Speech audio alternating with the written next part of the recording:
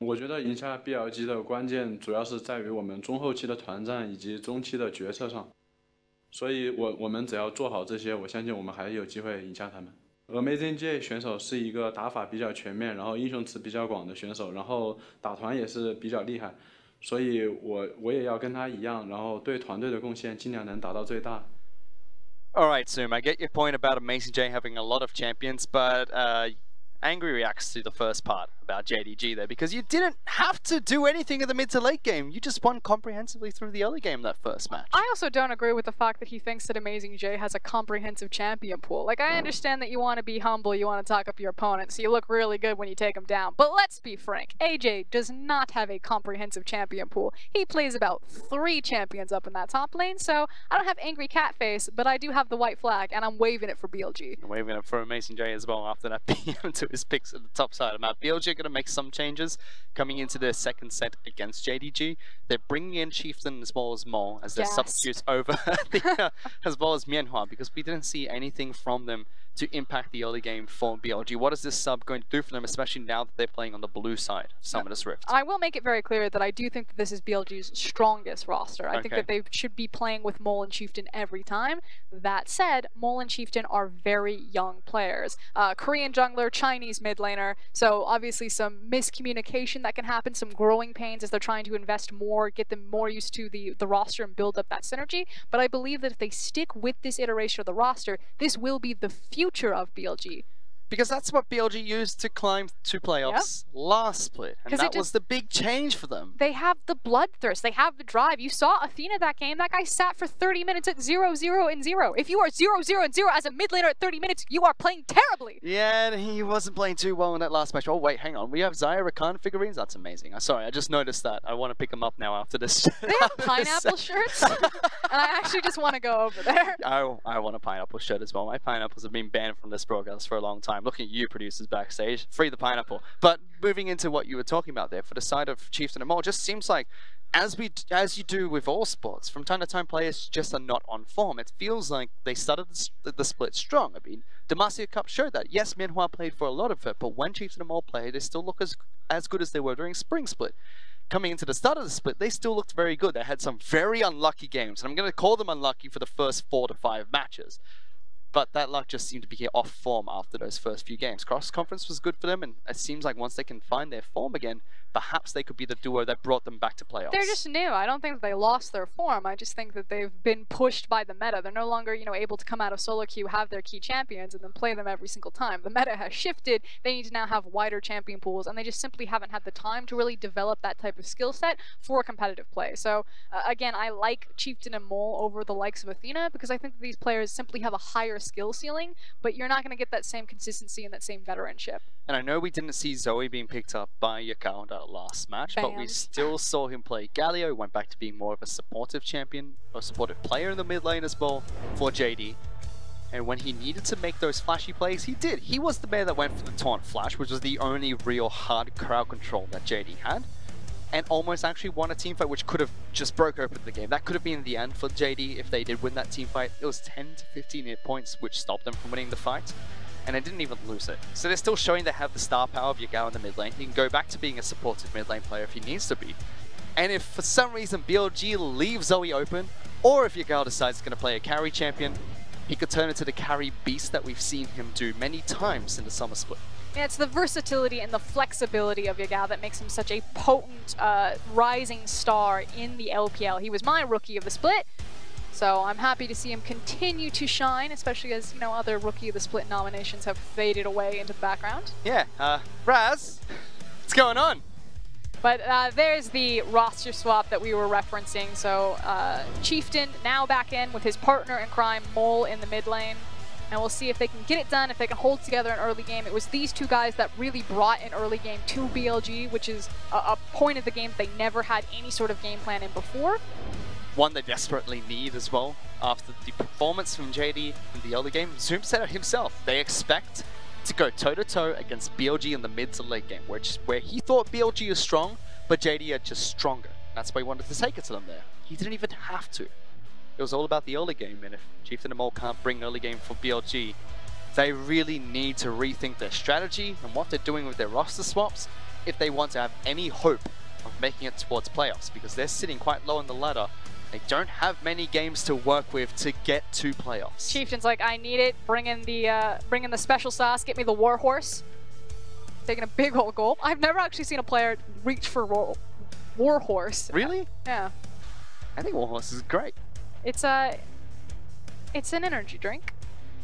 There's one that I know Rusty and I don't really like. It's the cherry one, but the other one, I don't know what flavor it is, but it tastes amazing. Multiple flavors. I've had a Warhorse before, and let's just say I was wired for like 6 days. You were a Warhorse. It is not a baby energy drink. That is like you would have to be a professional energy drink drinker to handle that. Well, Chieftain and Mole gets subbed in. Reach towards the Warhorse. Could be the chance for them to try and carry this match. But is it really going to be towards... Is there anyone else really that we can look towards in BLG and say, he could step up, he could carry? No, I think it has to be Chieftain and Mole. Has to be mid lane and jungle duo. That's the issue. Maybe they get into late game 5v5s and then you can never count BLG out, but we're never getting there. So what do they have to do to dissect Klid and Yakao? Because that seems to be the duo that's going to bridge the early game for JD. You need to prioritize your mid-jungle matchup in your drafting phase and stop drafting for team fights and start drafting for that lane phase. Especially when you give away Kindred, because if you have something like a Galio, which at level 6 can almost automatically win the rotation because of ultimate, and then can match a lot of champions' pushing power with his wave clear, then you basically just create this massive safety net over both sides of neutral river, where Kindred controls all of that space and then has the backup of the allied mid laner. Did Road get unlucky in that last match? Because we didn't see him feast a famine. I mean, Road in teamfights looks sound. He was actually landing the hooks that he needed to on Pyke.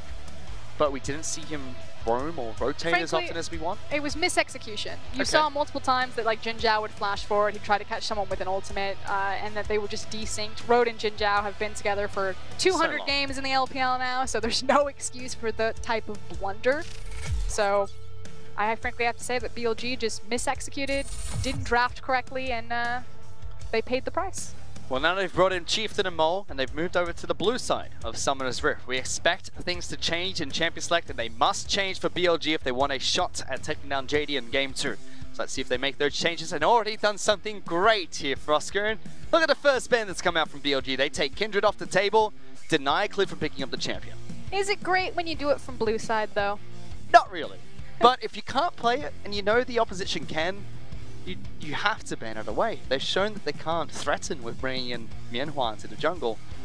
So they make the change. LeBlanc as well as Rakan follow through for BLG. Tahm Kench and Morgana are banned up by JD. With Aatrox being the final ban, we now look towards Zoe. That could be the priority pick for either of these two teams. I almost think you have to do it here. Oh no, they're going to prioritize AJ's champion pool. Now technically Camille can be a flex between Chieftain and AJ, but 9 times out of 10 when Camille gets locked in for BLG, it does go into AJ's hands. Because as I said previously, Zoom said that AJ has a wide champion pool. He doesn't have a wide champion pool. He plays like 3 champions and Camille is his best. Camille should be heading into the top lane for BLG, but let's keep track. JD decided they're not going to prioritize Zoe yet.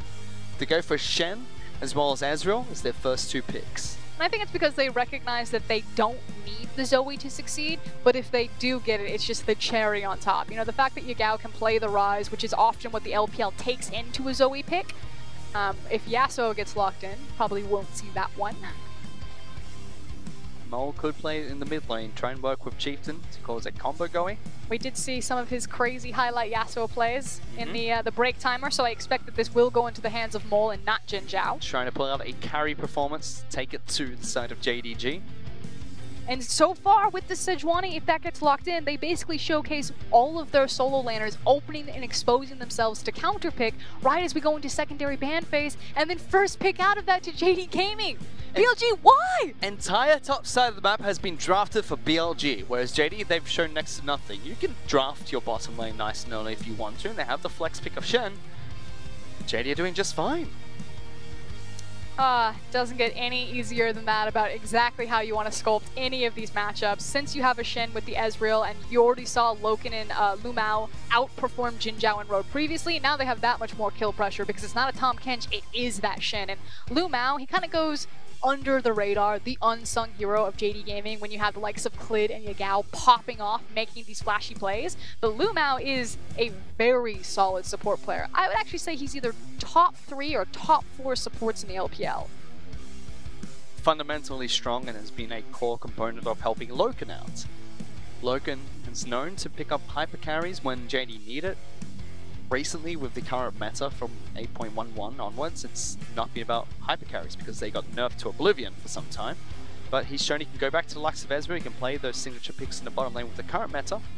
And Lumao's been stepping up a little bit more to compensate for that almost. So what I do find interesting here is picking up the Swain as opposed to picking up the jungler here and trying to conserve Clid from getting banned out a little bit more. By taking away the Swain and then banning the Orianna, maybe they're trying to force Jin Zhao onto the Varus because they love the Ezreal-Varus matchup. It worked well in game number 1. They assume that they can execute just as hard in game number 2. That's an interesting strategy. I still would have preferred them. I think it's safer to prioritize Clid's champion pool because, again, the mid-jungle matchup is just that important and trying to crack open JD's ultimate strength, which is allowing Yagao to roam around.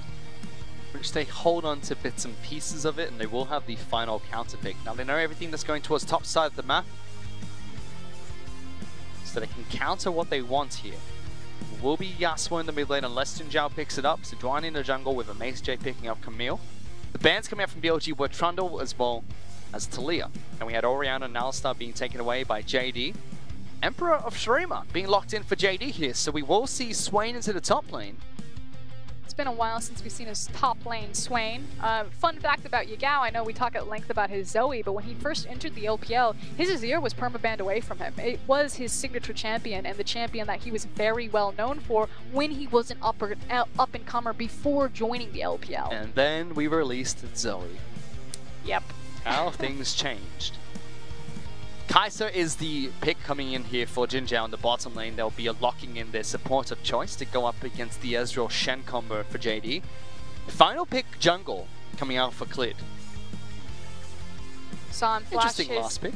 Lee Sin. I don't mind Braum. You see that it's a Shen, so you're trying to fight kill pressure for kill pressure. Has the interaction with Sejuani as well. Yep. Tying the passives together, making sure you have good lockdown and skirmishes as well as team fights. So final pick jungle coming out from JD. You said he did flash the Lee Sin pick. Could decide to go for a statement game, but I'm pretty sure the coach is not going to let that happen. Coach home again behind JD Gaming, formerly of Team WE's coach when they went to the semifinals at Worlds. I think that was probably one of the biggest upgrades that JD Gaming made with their team, is that they have really invested in the infrastructure behind the organization. 2 losses in this split so far for Oscar. JD have been looking really good. One of them was to Invictus Gaming. He had an upset loss against a team I can't remember coming. Was very happy with JD when it went into that match. Unfortunately, they had an upset there. Being the second one so far in this split, whereas BLG, they've picked up 5 wins, but most of them through cross-conference. Their intra-conference play hasn't looked too good so far. Olaf was the final pick that came out from JD, so Clid's going to have a very aggressive early jungler on his squad. Gets rid of some of the crowd control that BLG will be able to dish out. And BLG putting together a very easy and very standard composition from them. The big thing that stands out to me is the Camille. Again, it's one of AJ's signature picks. They usually perform well when AJ is set up for success because he is the shot caller, the captain of BLG. He's really the heart and soul of this team. And then changing up the bot lane. So hopefully Road on the Braum is able to help out Jin Zhao down there, or maybe unlock himself a little bit earlier, team up with Chieftain in that jungle, and try to get BLG something on this map within the first 10 minutes. Which unfortunately for them, right, they weren't set up for success. I mean, Mason J wasn't in that last match.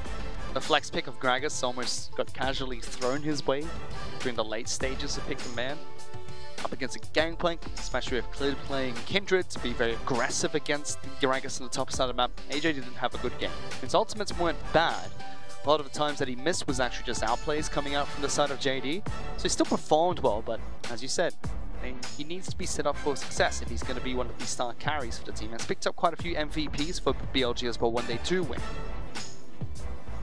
On the other side, though, JD Gaming have a traditional team fighting composition. It does have a lot of poke and siege potential with the Azir and the Ezreal, but what's really cool about it is its zone control. Between an Ezreal, Swain, and Azir, the ability to control space and to fight front to back is actually very difficult to penetrate on JD's composition. So when you look at BLG as a team, they love to team fight, they love to all in, they love to wombo combo. JD Gaming's composition can reset a lot of that and is very frightened to try to attempt. Let's see if JD can get the resets off, but it's good to see that BLG have something more comfortable as we go into Summoner's Rift for game number 2.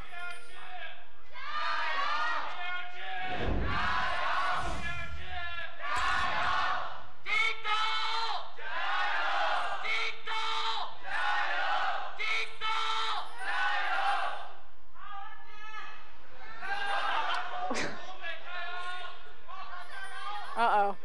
Descent in the ranks. It's all broken down. There's no synergy anymore. Quick! Can't cheer for RNG when they're not winning, mate. Yeah, cheer for JD. That's why the managers, that's the biggest upgrade for JD. Come on. I mean, he's been with the team through thick and thin. It used to just be him cheering. Yep. Might still just be him cheering, but... You never know with how loud he cheers. I swear he just knows where the mic is on the crowd. He finds it every single time. Take a look at the Keystones. Nothing. Unsealed Spellbook coming out from Braum. It's becoming a bit more popular on supports. Tom Kench picks it up quite frequently. I just think it's probably one of the most unexplored Keystones right now, particularly for top laners. I understand why a lot of top laners can't go into it, because you need to have that trading potential, but I just feel like the Gouda, the cheese, of just having a cheeky extra summoner spell, something that you might not expect coming out. Get the level 3 ignite for the level 2 gank. Yep. Something nice and early to help out. I'm waiting for it. I'm waiting for the cheese strategy to really become a staple in the LPL for top laners. The road does start with heal, so with AD carries picking up teleport a little bit more, he'll be able to provide that defensive summoner that not only helps him, but also his AD carry and could swap out to exhaust and ignite later on perhaps teleport if they need to make some cross-map plays. Level 2 picked up by Amazing J, so it was a good trade at the start of the match for Zoom. But Amazing J fights back. And now we're getting to see that he's a little bit more comfortable, especially now that he has one of his signature picks in the top lane. And this is really the only pick that AJ is really consistent and confident to lane on. Amazing J is not known as a strong laning top laner. It's always been about his cross-map teleports and how he 5v5s and leads the team in kind of their death ball charge. Zoom, however, is an excellent laning top laner. He's found solo kills on all of our top laners in the league. I believe is ranked second in terms of DPM, EXP differences, CS differences, all at 10, so he's got the stats to back it up. Checking in with the mid lane, Maul has picked up one of his signature picks of Yasuo. That being said, Yakao has his Azir. He's known for this pick, trying to go toe-to-toe in the mid lane against Yasuo, but it's just been Maul getting the shove to start the match. And I really want the Easy Hoon skin as well. Yeah, going for the SKT skin. Does it no longer get to be the Easy Hoon skin? It's just the SKT skin? To be fair, it's the Easy Hoon skin. That Azir was Easy Hoon for some time. We've taken a lot from him, Fish. I don't think we should take that one from him. No, let's not get rid of that. Chieftain is setting for a gank on the top side of the map. Mason J and him are waiting inside the bush. I really want to look at JDG's lineup in terms of their players, not their picks for this match. Because when we said that JD's a top team now, is there anyone on their team that we can say is the best player in their role in the LPL? No. So how does this team do it? Is it really their coaching staff? Is it really their synergy? It's the discipline and the synergy. I kind of feel like they're the new Team WE, not in the sense of how they play the game. You know, they're not slow playing games as we take a look at Mole's Yasuo, but in the fact that the sum of their parts mean more in the end. Because a lot of the teams in the LPL, if you want to be a top tier team, you must have a top tier ADC. You know, we have Jackie Love, SMLZ, Uzi, iBoy, and then you have Loken. And Loken is certainly overperforming than he has in the past, but I'd say he's top 7, number 6 at best. And out of 14 teams, that's too far down to really be a champion of the LPL. So if JD Gaming do become LPL champions, if they make the miracle run, it's off of the back of their discipline, their consistency, and their team synergy. And just to talk about Loken a little bit quickly, you have to remember that the AD carry pool in the LPL is absolutely stacked. I mean, RNG at one point had Y4, they had Abel and Uzi sitting in the AD carry roster. That's already 2 extra AD carries that are in the top 10 or AD carries at one point in time this split. Being on one team, we're currently the MSI champions. Side of JD, we always look towards Clit and Yakao almost, because that was the jungle mid lane duo that we said could be one of the best duos in the LPL. Not necessarily the best individually, but when they work together and the interesting ways they work together, could be the best combination. And it's nice to see Clid continue to thrive. Now, reminders that those who don't watch the LPL, Doinby used to be the primary mid laner for JD Gaming. You know, he went from the QG Reapers with Swift, he then joined JD. Hold on. Small skirmish, bottom side of the map. Goes in favor of JDG, but Ginger just takes some damage there. Trades one aggressive jungler for another one in Clid, and then when JD Gaming lost Doinby, a lot of people just wrote this team off. You know, how do you reboot losing your star player, 2017 MVP of the LPL, on a team that didn't make playoffs, and you find someone like Yagao? Yeah, it turns out you just have to brush your teeth from time to time, FLICKR. Get rid of those cavities. Seems to have worked out for JD. Now they, as you said, they've got Coach Home, so they've got the support staff as well to bring them this far. And this could be the time for JD to try and make a run for the World Championship. And it's a big organization. I mean, this is one of the biggest e-commerce companies in China. So for those who don't really know what Jingdong is, they're obviously the sponsor behind JD Gaming. It's what JD stands for, and they're effectively Amazon. You can order any sort of product that you want, and it's basically delivered same day, if not next day, and it is massive in China. I mean, I put it this way. If you go to the website, you can buy a car from the website. You can buy plane tickets from the website. Mine's in the mail.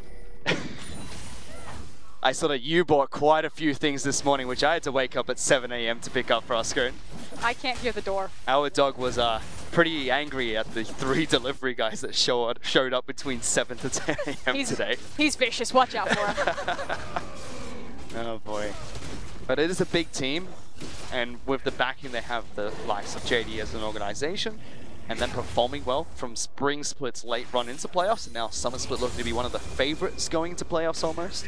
It's their time to make the run. And if they can't win the Summer Finals, they have many other ways to try and do so through points, potentially going through the 3rd place for the LPL like we saw Team WE do last year and make it all the way to semi-finals even. It was actually BLG that cut JD Gaming's run short in spring when they ran into playoffs in the first round. Now BLG did get a seed point advantage, which certainly didn't help JD Gaming out. And if JD do want to make the miracle run towards Worlds, they must have a very deep run into the playoffs to just qualify themselves for the regional qualifier through championship points.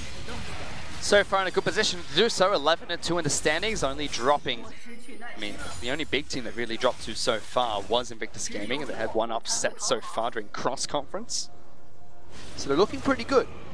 And their clinical performance in their first match against BLG goes to show that they're still improving, they're still working their strategy, and still using what they're well known for, those fundamentals, the tempered aggression that we see out of them to their advantage. Side of BLG, they've had an up and down split all the way from spring to summer, even Demacia Cup being a big high point for them going to the grand finals. Another big organization, they're a big streaming platform that focuses on anime here in China. I feel like Crunchyroll is probably the best example of Bilibili gaming to a Western counterpart. Big team, lots of fans. You always see plenty of BLG fans, especially holding up Amazing Jake crossplay signs. He's kind of like the sneaky of the LPL. Yeah. He's kind of got that lax, trolly, memey attitude, and he's going to get some assistance from his team up here. He's going for a fight against Zoom, only able to slow him down, doesn't get the stun, but Sejuani collapses. Locked down, Shen's going to join in, and there's teleports coming out from BLG. Lumao is here, gets a taunt to disengage. Zoom has stayed alive. Mole taking quite a bit of damage from the Ignite. The rest of the team is going to try and collapse. They lock down one, they pull back Amazing James. Yagao's going to look to try and shuffle into this fight, but BLG start the fight top lane, and they can't kill the Swain.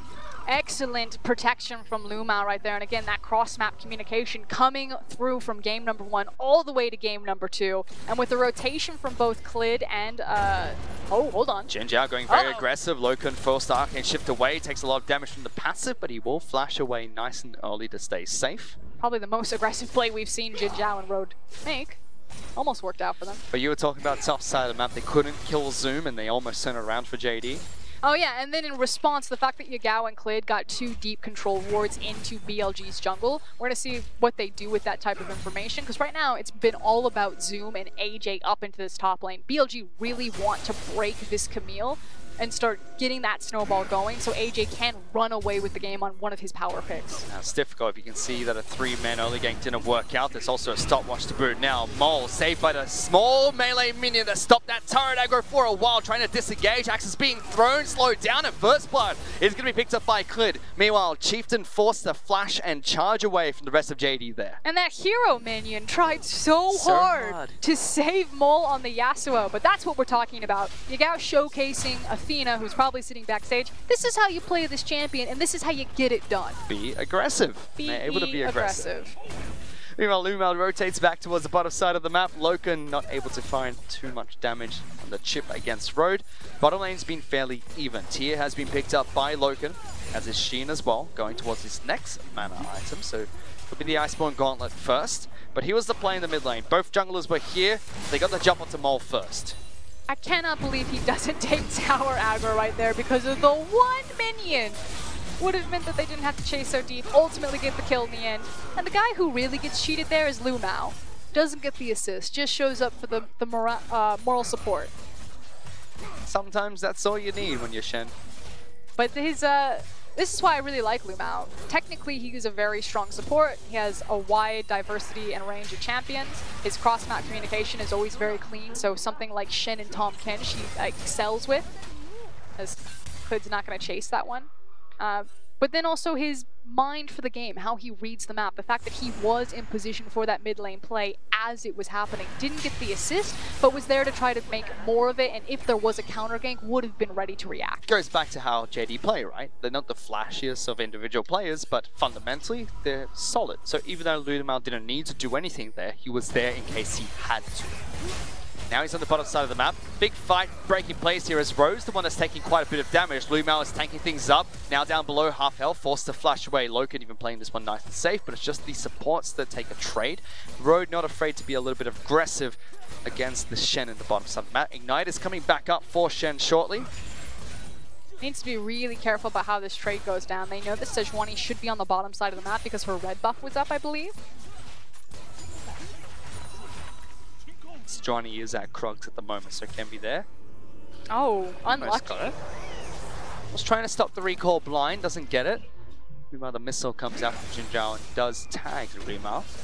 And we haven't really gotten to talk a lot about this lane phase, and that's simply because looking at these champions and at these compositions, nothing really should have happened in the lane phase. We were going to be waiting for level 6 anyways. We're now, much closer towards level 9, towards two levels in ultimates as we get closer to level 11, and that's where things were really going to start to heat up with both these compositions. So both teams kind of had this gentleman's agreement outside, couple of ganks top. I'll see it level 9, level 11.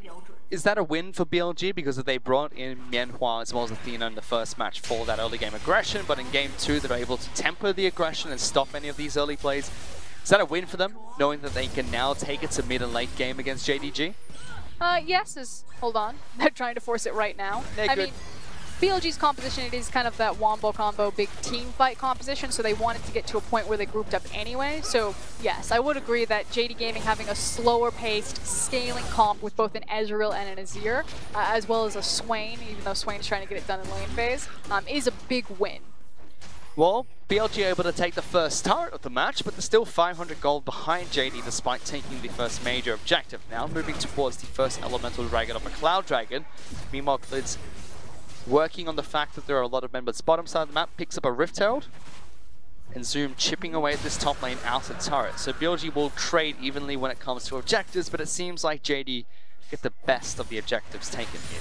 Yeah, especially because they have the likes of an Azir versus something like a Yasuo. Now, Yasuo, of course, can stall towers being taken with access to the wind wall, but there's not a lot of safe wave clear on BLG's composition. They're really dependent on, I guess, Kai'Sa walking up to a minion wave and pressing Q, but otherwise you have Kai'Sa, who's a mid-range ADC, and then you have Yasuo and Camille who need to be on top of minion waves to clear them, that if JD Gaming start to get this siege composition rolling with the Azir and the Ezreal, BLG must be forced to pull the trigger and fight, which means that they can't fall behind at any point in this game because their only way to turn that around is to put their face in it. And if they fall behind, then they don't have the health, they don't have the items, they don't have the ability to force those fights and try to break out of siege positions. So they're technically behind now, but it's only 1,000 gold. Is that too far, or is there a win? There's a, a slight deficit they can be in still to fight these fights. I don't think they can fight right now unless they execute the team fight perfectly. I'm talking about like massive wombo combo that sets up Yasuo across multiple players just because of the item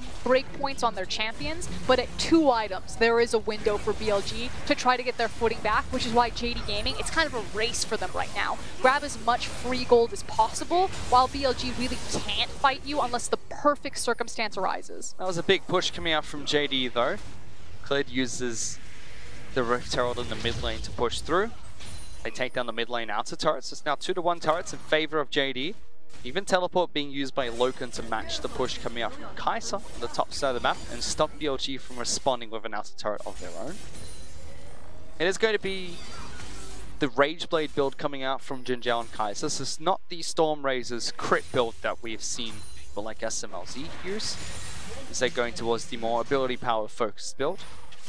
And this is usually what we see Jinjiao grab hold of. I'm actually really surprised that we haven't seen him experiment more with his champion pool. Jinjiao is one of our Jhin players, and we started to see Jhin crop back into the LPL. I wouldn't have mind Jhin in this composition. I think that Kai'Sa is a little bit dangerous because she is such short range, and you could actually make use of having a long range boom potential with the wombo combo. You know, you just imagine a 4th shot Jhin comes up to someone who Camille signals out and just deletes someone from JD Gaming's fight. You're not necessarily having the best of times against a champion like Olaf, whereas Kai'Sa was a little bit better. Could be reactionary to the composition, but Olaf was the last pick coming up from JD, saving the last pick for Klid. An MVP performance in the first match. We haven't seen too much from the two, but they're the only players that actually have a point on the scoreboard at the moment. It's going to be Klid as well as Yagao working together in that mid lane, countering the ganks that we saw from Mole and Chieftain, brought in for this second match. Turret trade's going to continue. Jinjiao as well as Rhoda attacking the top side of the map, looking for top lane outer turret. Bottom side we see Lumao as well as Zoom currently pushing for that bottom lane outer turret. So a little bit slower when it comes to JD, but since first turret's already been taken down, doesn't matter how fast they get these. But a big difference is that they're playing around, or JD Gaming are playing around a Swain in side lanes, whereas BLG get the access to play around both a Kai'Sa as well as a Camille. So their threat on towers and in prolonged kind of 1-3-1 scenarios are much more devastating, because look at how long it's taking Zoom to take not only the top outer tower, but now this bot outer tower, which is buying BLG, you know, free backs, free vision setup, a lot of free gold as they get to sit in the mid lane and pick up a lot of these waves.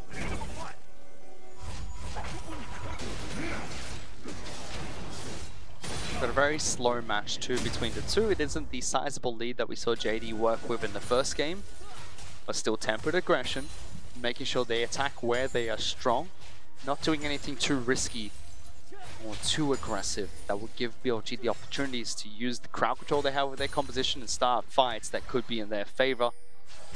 Checking with some of the items that have been picked up. It's a late Rod of Ages for Zoom in the top side of the map, only 3 stacks on that so far. He has his own stopwatch, but so does Lumao in the bottom lane. Aegis being picked up by Klid as well, so going towards a more supportive tanky route for the side of Olaf.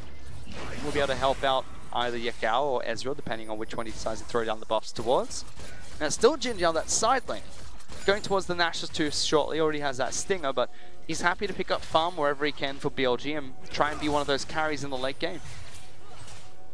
And we're drawing closer to BLG kind of reaching that 2-item power spec that they were talking about, where they can look to more confidently set up big 5v5 wombo combos, which is what you see Jinjiao hunting for right now. BLG recognize, okay, we can now attempt to break this siege pattern that JDG's composition wants to force. So there's the Azir tower, and now they're just going to start spell flinging. This is all up to Chieftain. He wants to find this flanking position, as well as AJ coming up from the bottom, because BLG are about to pull the trigger, or they want to.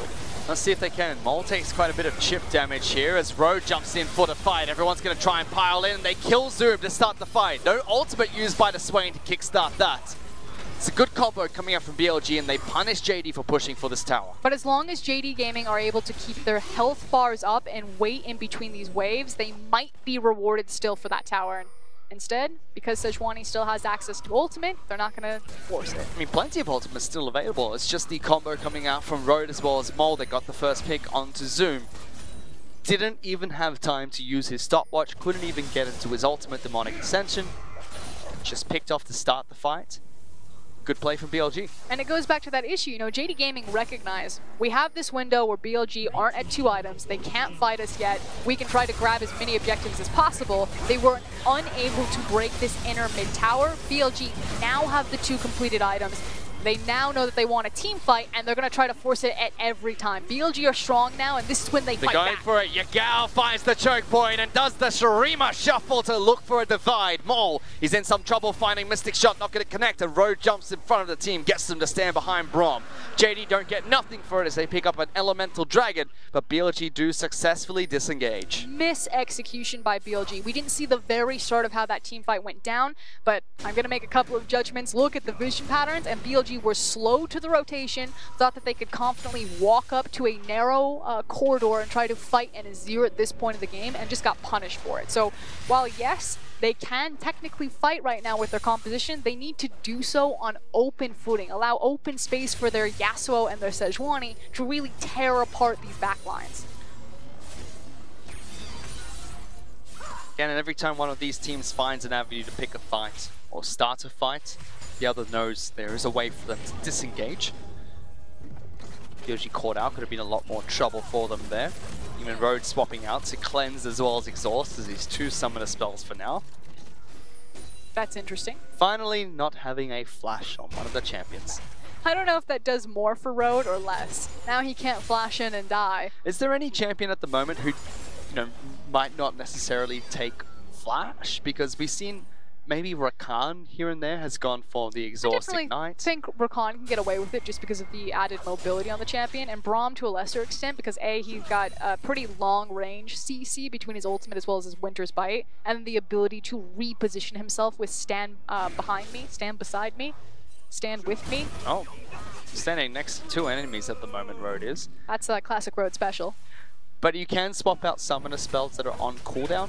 So he's gotten rid of the flash, can't use it anyway, so he's got that extra layer of protection with the cleanse. Even the exhaust being picked up. Remember, he starts up with heal. QSS is picked up by Loken, so not flexing with the double tier right off the bat for JD this time. Jinja still looking for his 2nd item, only on the Rage Blade and the components for his Nashus too. He's out of position right now. JD Gaming have the wave that's crashing right now. AJ doesn't have TP and he's going back to base. BLG are out of position. They lose this tower for free. JD gonna try and push forward. Missile doesn't connect. Oh, the wind wall might save them. No, he didn't get in front of the tower. Doesn't save them in time. Disaster. That was all AJ and Jin Zhao. They needed to be aware that the push was coming. It's so obvious that that's the maneuver that JD Gaming are going to try to force, and they were just late on the rotation. That could have been such a win moment for BLG because they want to fight right there. They want to fight an open space where they can punish with the Camille Yasuo into backline, because fighting around things like Baron, Yasuo and Ezreal are going to tear them apart, controlling those choke points. They also don't want to fall behind FLICKR, and unfortunately that's what's happened here. JD are now 2,000 gold ahead of BLG, and you explained this earlier, but BLG's only opportunity to try and fight JD is to force fights, and when you're behind that becomes difficult, especially when JD have a composition that can tear apart any sort of engage you throw their way. Now, the one light at the end of the tunnel, if we think super far in advance, would be AJ on this Camille, because there is going to be a breaking point eventually. That said, Camille into Swain can still be precarious at best, depending on how it's going to go down. I'm going to put my faith in AJ and hope that he can get it done, but we do need to keep our eyes on this. See if AJ can do it. I mean, it is his signature pick, so if the first step for setting AJ up for success is getting him on a comfortable champion, they've done that. He's pushing rather effectively right now, has the Tiamat as well as the Trinity Force complete. Can't say too much about Zoom because he's been picked off once. It's not really his fault. It was from Bug of War where he got chain crowd controlled by everything from the Braum passive to Yasuo's ultimate. But he's been doing his job on this Swain pick. He's been trying to stay alive, hasn't been falling to any of the ganks that BLG have thrown their way, but I'm curious to see where do JDG go next. Because if BLG's opportunity to get back into the matches through the likes of Amazing J or a forced team fight, How did JDG get ahead here? Because they're playing very slow once again. It's a controlled play, though. They know what they want. So all they need to do is continue to funnel gold onto their Ezreal, their Swain, and their Azir. And they're doing so quite safely. They're not being contested over this. And then not lose control over the top side of River or where the Baron is. Okay. Not because they want to force the Baron, but because JD Gaming are saying, okay, we're 2.5 items on a lot of our carries. Let's grab 3 items. And as soon as we have 3 items on our carries, then we're going to attempt to force around the Baron. Now, of course, the objective coming up in the meantime is the Mountain Dragon. Maybe JD Gaming get exposed because they don't have access to 3 items and then attempt to fight that. I would say if you don't feel comfortable 100%, just give that one away. This is overzealous. Clit as well as Yagao trying to duo Baron. Yagao standing behind the pit using his soldiers, but... Bad JD Gaming. 3 items, then do that. And the reason why you want to fight there is because at 3 items with Ezreal and Azir as well as Swain, the amount of control that you have over the choke points, you can just draw BLG again and again into that area. Draw them there the first time, burn their key ultimates like the Camille ultimate as well as the Sejuani ultimate, because your ability to turn off the Baron is so potent on this composition. And then do it again next time because you're not reliant on big ultimates. You have the ability to spell fling and put out so much more sustained damage without big TRs. And in the next 5 minutes, JD will hit that power spike. Zoom already has the components for his Leandry's tournament. Clit already has the components for his next tank item. Even for the set of Yagao, Void Star coming up next. That's very close. He has both those components. Loken has the Bilgewater Cutlass for his Blade of the Ruin King. And even these chases that you see here, 2 on 4, JD is still able to repel BLG back. So when they get those crucial items complete, when they have 3 items on most of their core players, that's when it's going to be difficult for BLG to start fights, which they have the tools to do. Unfortunately, their big tool to really start fights, yes, they have the Sejuani, but it's not Chieftain who's pulling the trigger. It's really been AJ. And AJ is spending so much time out into these side lanes. But JD Gaming, they don't even want to wait. They keep trying to sneak this Baron, and I think they might have gotten their wish coming over the back of the pit. I think they've got it because everybody from the side of BLG has moved towards Mountain Dragon. Now, they know they tried to go for that 2-man sneaky play earlier, but look at that. Yasuo shielding them. Lumiel's very low, but Yagao has the soldiers. Even throws out the rest of them with his ultimate. Shen doesn't even fall.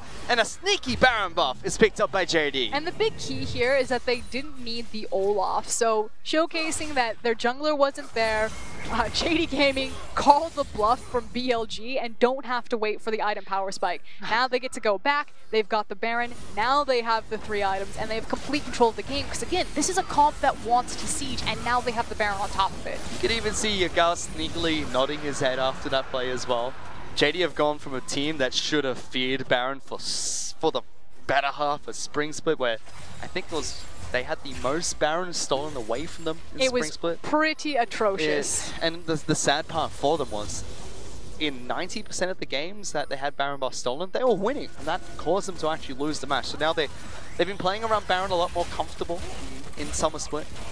You'd have to think that Coach Omens helped them out with that as well. And even to the point where they're comfortable making these plays once again. Going for the 2-man Baron Siege, trying to sneak it away from the likes of BLG. Very close, they make the play, and now they're going to start that siege. So it's very similar from the siege we saw before. As his turret placed behind, and the closest turret they can, and then pushing towards the next one. So here comes AJ, he's fighting front to back, so didn't look for a deep teleport flank, and it looks like it's going to be at the Chieftain. JD Gaming have done a great job with their control wards around their sides to really prep themselves for the siege. They do need to be careful though because Zoom isn't there, does have TP, so would be able to join.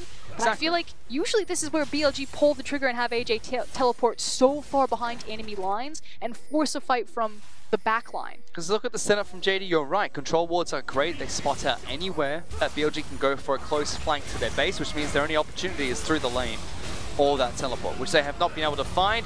Ragnarok gets popped by Olaf, looking to try and dash into the back lines, but just pushes BLG back a little bit longer. More poke coming out from Loken. They move towards the inhibitor turret and the inhibitor, both fall. And already JD making a good push with the Baron buff they picked up. And the staple BLG play would have been to TP onto the Pixel Brush ward in bottom side river from Camille and try to break the game open. They didn't go for it, and now they've frankly run out of time as the 3 items have come through. Now you have so much global gold being picked up from JD Gaming that even if they don't break another inhib here on next back, I don't think BLG have the ability to team fight at that point. JD Gaming will be too far ahead. The players we were looking towards was Zoom, Yagao as well as Loken, Leandri's Torment picked up, Void Staff complete, Blade of the Ruin King complete. So there's 3 items and the Baron buff are enough for them. There's still a minute of Baron buff to work with. They've already taken down 1 inhibitor with it. Chieftain is looking for a flank. He's been able to clear out some of these minions, and bottom lane inhibitor turret is low. Really greedy from JD Gaming. I think you make your backs right now. You don't try to force this, because BLG can win a team fight still at this point. Zoom's going to teleport into the fight. He went back to base, picked up a needlessly large rod, and got all his mana and health back. So they're going to force it. Greedy FLICKR, but it's worked. Look at BLG's hit points. He can't stand front to back. They need to find the flanks. They haven't been able to find these flanks. And frankly, I have to look at Chieftain. You can't expect AJ to try to force this, but he's going to. Deep teleport. I think it's too late, but BLG are throwing the Hail Mary. Well, this is the BLG play, but how can you throw the play when your jungler is dead?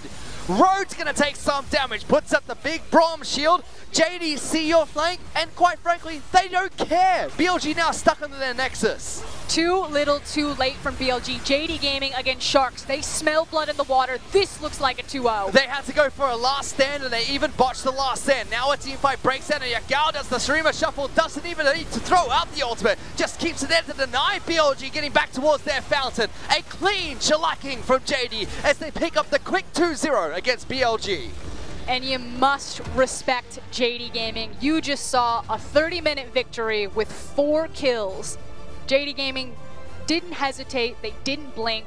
There was no fiesta, there was no fumble, there was no bizarre LPL Chinese aggression. Just devastation. I thought the LCK was over, FLICKR, and that league's done for now. I don't expect JD and BLG to bring it back to the LPL for some time. All I'm saying is that people look at KT right now, they see that Korea lost MSI, they see that Korea lost Rift Rivals, and like, Worlds is in Korea though. LCK is still the best. That Chinese region, they don't know what they're doing. They can't handle a non-fiesta meta. Surprise! No one sees this team coming. JD, one of the underdogs of the split, now turning into one of the strongest teams we have in Summer Split. Everyone had their eyes towards RNG, but JD have snuck up. They're turning to be one of the cleanest team fighting teams, one of the teams with the cleanest fundamentals in the LPL. The only thing they really don't have is star power. They don't have superstars. You don't have a superstar. You don't have someone like Uzi on their squad. Rookie, Uzi. It's crazy because we talk about Yagao and how he is such a talented potential, but still, because the mid lane talent pool is so stacked in the LPL, the likes of Scout performing really well, Rookie consistently, Icon, even Xiaohu when he decides to step up, some of those Rise performances, Yagao's right there, but again, no one on JDG are the top 3 in their position. But hey, WE is a slight exception, but they did have some top players, but similar story. It's a band of players who work so well together that make up for the lack of star power, and JD are trying to be that team. And if that took WE all the way to the semi-finals at Worlds last year, JD could potentially try and make a very similar run, and their performance in Summer Split has been equal, if not on par with what WE were able to achieve last year. With the exact same coach. Yes. So what does that tell you? JD Gaming making all of the proper investments, able to reboot their team from what a lot of people thought would be disaster without Doinby, and trying to make the miracle run. Coach Home knows how to pick them. He identified that they had the exact same things that he was able to work with for Team WE, and says, now I can do it with JD in a 2-0 victory against BLG. The first match it looked like BLG had no way to play around it. This match was much closer. The gold lead wasn't as drastic as what we saw from Game 1, but it still felt like there was no way for BLG to play around what was JD. You talked about Amazing J going for those teleport plays. Too little too late. JD were able to fight front to back and just completely ignore Camille on those flanks. And that's the thing. You look at this series in a 2-0 and you say that this isn't about, this was the expected result. But you have to go back to the tape and you have to watch the decision-making that JD Gaming are making, how they're communicating across the map, how they're setting up these compositions when they're executing on it.